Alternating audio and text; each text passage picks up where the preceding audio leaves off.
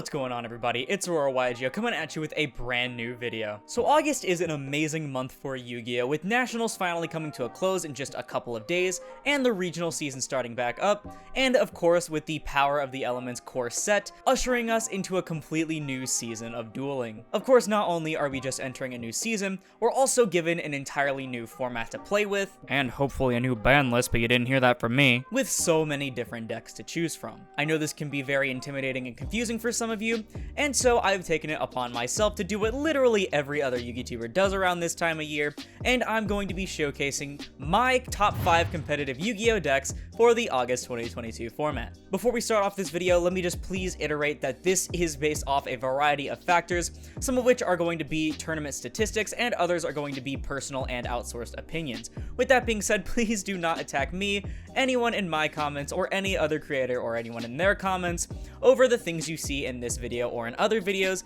because it's just absolutely unneeded, and at the end of the day, it's just a card game. But with that being said, let's go ahead and get right onto the video. Starting off this list at number 5, we have Dany Sword Soul. So Sword Soul's seen a little bit of a dip in popularity since its win at Nationals pre-Power of the Elements, but it's still definitely quite the deck. One of the most advantageous parts about Sword Soul is its surprising ability to go second. In a format dominated by cards like Forbidden Droplet and Dark Ruler No More, Sword Soul has an immense ability to break boards and power through them to set up its own combo. The Dany cards serve not only just as amazing extenders that let you climb into link plays along with your synchros, but they also have amazing removal in the form of Dany Spirit Vishuddha, which over the past couple of formats, and by couple I mean almost a year now, has solidified itself as one of the best board breakers in the game's history. The access to both level 8 and 10 synchros in the deck gives the deck access to cards like Draco Berserker of the Dany and Baronet de Fleur, which are great for both swinging over large bodies and breaking parts of the board up respectively, while also having their own form of disruption between banishing and omni negation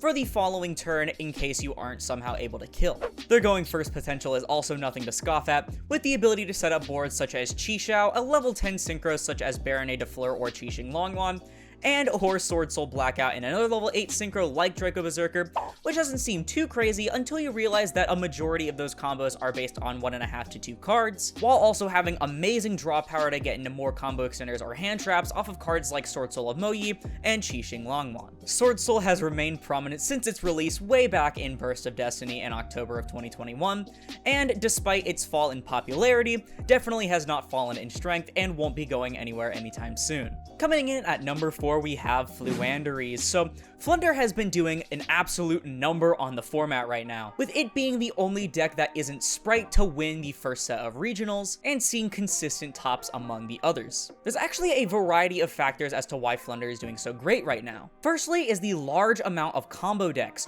which the deck has an absolute ball with because of their stun cards such as Flunder's Empen, Barrier Statue of the Stormwinds, Harpy's Featherstorm, which let's all be real should be banned at this point, and Dimension Shifter. Speaking of Dimension Shifter, this card absolutely destroys the meta right now, with Sprite being unable to use their frog effects or have any targets to revive off of Sprite Elf for both their turn or their upcoming turn, and Tier Limit just straight up being unable to play the game entirely. We're also shifting into a format where there's more board breakers favored compared to hand traps, the latter of which making the Flunder struggle a little bit, especially if opened in multiples. Board breakers aren't as much of a problem, however, as cards like Mega Ryza, Apex Avian, and Barrier Statue of the Stormwinds don't typically hit the board until partway through your opponent's turn, making things like Dark Ruler especially useless. Even with power cards such as Forbidden Droplet and Forbidden Chalice that are quick plays, you are still up ahead in the resource game compared to your opponent, and making them neg resources just to stop the cards you'd usually be summoning. If you're looking for the most powerful anti-meta / stun choice right now, then Flunder is the deck for you. Next up at number 3 is going to be Tier Limits. So I know a lot of people in the comments of my tier list video that I made for post Power of the Elements, which you should totally go watch by the way if you haven't, if you want to see me rank decks other than these top 5. They've been telling me that I'm sleeping on the deck, or have been confused why I put it in the 1.5 category instead of tier 1 at the time. I have since then decided to give it a spot in the top 5, and here's why. So tier is actually pretty great in that typical hands allow you to play around cards like Dark Ruler No More, being able to fuse into powerful monsters such as Predaplant, Dragostapelia, El Shaddoll Winda, and Invoke Kaliga on the opponent's turn. However, it is very fragile against hand traps in its current state, especially against its starter card Tier Limits Kit Kalos, which is their smaller fusion monster, especially with things like Imperm, as it not only will prevent them from searching their Tearlaman's meta noise to disrupt on their opponent's turn, but it'll also stop it from being able to use its revive or summon from hand effect, which would typically allow you to trigger another effect and mill another 5 from the top. They are also completely reliant on RNG to actually pop off,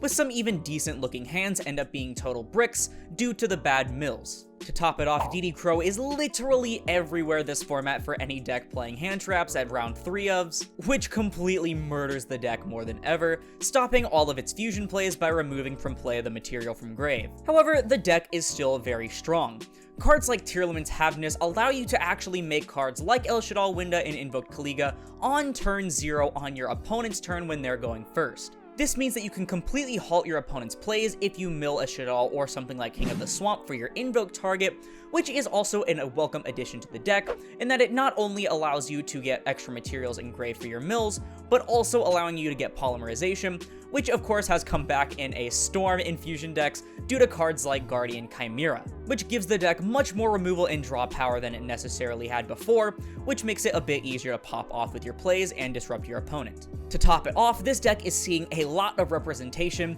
arguably tied for Sprite for having the most representation in the entire format. The deck will of course be a whole new monster once Darkwing Blast comes out with their new support and we get the Ishizu cards in November in Magnificent Mavens, but until then, Tearlament is only going to be taking number 3 on this list. So this may surprise you guys a little bit, but number 2 on this list is going to be P.U.N.K. So this can talk about a variety of different decks utilizing the P.U.N.K engine. However, I'm going to be specifically talking about the P.U.N.K synchro decks that utilize the Adventure and Therian packages. Even though Power of the Elements released so many new archetypes and cards to release other decks into the format, P.U.N.K, Therian, and Adventure still reign supreme. Emergency Teleport or Xiamen with literally any other card in hand can give you a full Scythe lock, which is still very nasty, or if you want to pivot into being more of a douchebag, you can summon Hot Red Dragon Archfiend King Calamity on the opponent's turn, arguably one of the most toxic things you can do in the entirety of Yu-Gi-Oh! Even without these two incredibly toxic locks, the deck still manages to make really good power cards, such as Borreload Savage Dragon and Baronade of Flare with ease,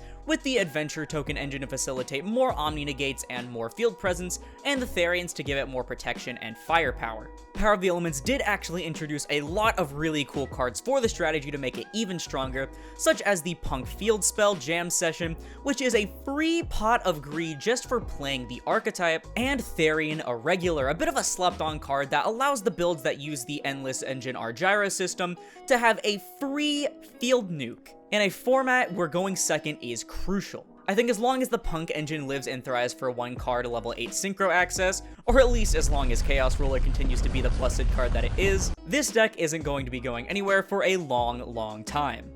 Before we get into the number 1 pick for this list, I would like to go over a couple of honorable mentions. Dragon Link is an incredible deck that was actually in tier 1 in my tier list video if you have seen it, but there are a few factors preventing me from putting it on this list. So first off, the representation of Dragon Link is actually quite low, especially when compared to the other decks on this list aside from maybe Sword Soul. As well, the current most represented decks do give Dragon Link a severe run for its money. Between Tearlament potentially making a turn 0 Winda or Kaliga and completely stopping them from playing the game, and with Sprite being able to run multiple hand traps and play through multiple negates, Dragon Link just doesn't seem to be able to keep up as much as those two decks. I would say in terms of actual power level, it may be stronger than a deck like P.U.N.K, but because of those other two factors, it is preventing me from putting it at any spot on this list. So another deck that I would like to put in the honorable mention category before you guys flood my comments asking and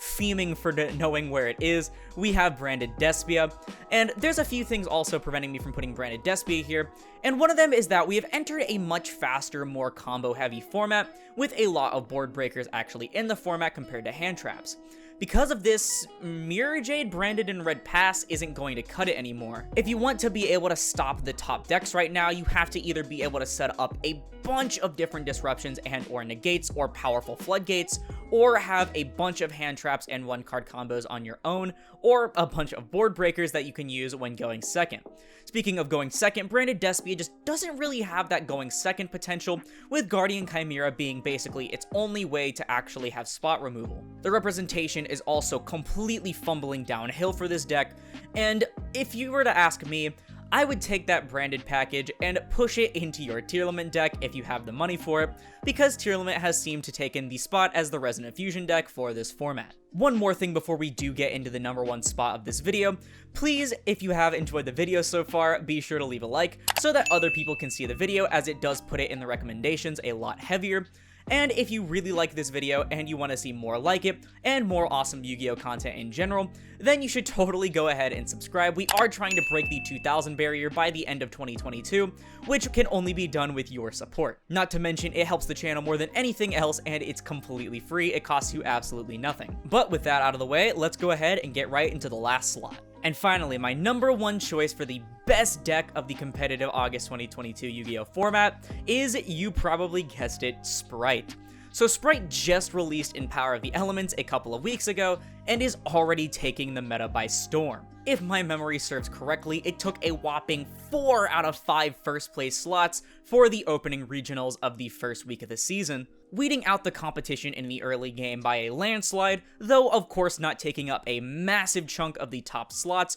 due to the sheer diversity of the format. Sprite actually excels in many different aspects that make it a top deck. To start, all of their special summons are actually inherent rather than an activated effect, meaning that cards like Appaloosa wouldn't be able to stop them like, say, the Tenyi cards would, and even if their effects on summon do get negated, so long as the monster doesn't get destroyed, say they use something like Infinite Impermanence or Effect Veiler, then you can still use that for a free body for your Gigantic Sprite or your Sprite Elf with ease. Their built-in monster and spell and trap negates in the form of Sprite Red and Carrot respectively are not only amazing additions to any end board, but also, given the right hand, a really easy way to avoid hand traps like Imperm, Ash, or Ogre, all three of which are incredibly popular this format. Depending on their hand as well, they can completely avoid things like Droll and Lockbird, which is an incredibly strong hand trap that's going to be seeing a lot more play, especially maybe in your local scene, due to the reprint coming in Deck Build Pack Tactical Masters as a rare. It's an incredibly consistent engine as well, with just a Sprite starter alone being able to access your full combo, which consists of 2 Omni Negates and a bunch of Recursion, and even if that gets negated, you're still left with 4 other cards in hand, which could be not only Sprite cards, but could also be additional pieces of your engine. Speaking of which, one of the best aspects of the Sprite strategy is that it's just so damn splashable and able to be combined with so many different engines. The most popular one currently is definitely Frog Sprite, with the ability to set up 2 negates off of Totally Awesome by looping it with your Sprite Elf, and also getting amazing board presence off of Run and Toten in the grind game. But there's so many different ways to actually play the Sprite strategy competitively, with my personal favorite being Sprite Brigade, which favors more disruptions through cards like Tri-Brigade Revolt to avoid things like Dark Ruler, Live Twin Sprite, which abuses the sheer consistency of the 1-card Live Twin engine and backs its fragility with the Sprite cards to get what it needs to do through hand traps, Melfi Sprite, which allows them to utilize the Melfi resource loop, as well as the brand new Melfi cards out of Power of the Elements, which allows it to make powerful synchros such as Herald of the Arclight, or their brand new synchro Merry Melfis for a free bounce or Omni Negate, all while being able to back it up super easily with Zeus. Sprite is not only so splashable just because it provides free extenders just for playing level 2s, but also because typically either engine can access you your other one as long as you can get 2 level 2s on board. For example, you can use the Sprite engine to access your Tri-Brigade engine, but you can also use your Tri-Brigade engine to access your sprites with ease. For now, it may just be due to the sheer representation, but it seems like Sprite is definitely the deck to beat this format, and is going to be a force to be reckoned with until everyone realizes and gets accustomed to its outs, or until people are finally done with the new deck syndrome. So that's going to do it for my top 5 decks for the August 2022 Yu-Gi-Oh format. Thank you all so much for watching. If you liked it, please be sure to leave a like, as it helps put this video and the channel into YouTube recommended, and if you really liked it and you want to see more content like this, like the rest of my Yu-Gi-Oh videos and the rest of my top list, then perhaps consider subscribing, because again, we are on our way to 2,000 subscribers by the end of 2022, and it supports the channel more than anything else, plus it's absolutely free. If there's anything you think I left out or that I put in that you think you disagree with, then be sure to leave it in the comments below. Again, remember to be sure to be respectful. But yeah, with that out of the way, that's gonna do it for the video, and I'll see you in the next one. This is Aurora, signing off.